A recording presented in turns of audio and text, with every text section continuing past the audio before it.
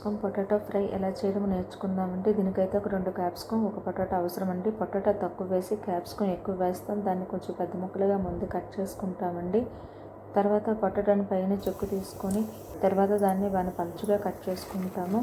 ఒక పాత్రలో కొంచెం ఆవాలు వేసి వేయిస్తామండి. వేయించిన తర్వాత కొంచెం పోపు దినుసులు కూడా వేసేసి తర్వాత అందులో ఉల్లిపాయలు వేసుకుంటాం. వేసుకున్నగా కచ్చా కట్ చేసిన వెల్లుల్లి కూడా వేయిస్తామండి. చూడండి ఎలా వేసిందో. ఆ తర్వాత మనమైతే చాలా పలుచగా కట్ చేసిన పొటాటో ముక్కల్ని శుభ్రంగా ఉప్పు వేసేసి శుభ్రంగా కడుగుతామండి ముందు కడిగిన, ఎందుకంటే దానిలో ఉన్న ఇదంతా పోతుంది. తర్వాత దాన్ని ఒక పాత్రలో బ్రౌన్ చేసుకొని ఈ వేగుతున్న దాంట్లోనైతే కనుక పొటాటో వేసి వేయిస్తామండి. నిజంగా చెప్తున్నాను, కరివేపాకు లేకపోవడం వల్ల నేను వేయలేదండి, ఇంతే వేయాలండి. చూడండి ఎలా వేగుతుందో. అలా వేగుతున్నది దాంట్లో కొంచెం పసుపు వేస్తామండి. పసుపు వేసి బాగా కలుపుతాము. వేగుతున్నప్పుడు అప్పుడు క్యాప్సికమ్ వేస్తామండి.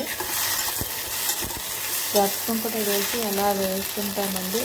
వేసేసి దాంట్లో మరి కొంచెం కారం వేస్తామండి. కొంచెం కలర్ కూడా వస్తుంది.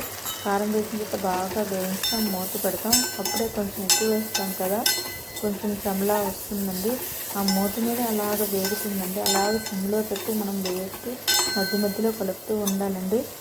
లాస్ట్లో కొంచెం అయితే కనుక మనం మసాలా పౌడర్ వేసుకుంటే బాగుంటుంది. కొద్దిగా వేయాలండి, ఎక్కువ వేస్తే క్యాప్సికమ్ ఫ్లేవర్ అనేది పోతుంది. మసాలా వేసాక మీకు తెలుసు కదండి, మంచి కలర్ అయితే వస్తుంది. ఇంకా నేను కరివేపాకు వేస్తే ఇంకా చాలా బాగుండు, కానీ కరివేపాకు లేకపోవడం వల్ల నేను వేయలేదు. చాలా బాగుంటుంది, ట్రై చేయండి.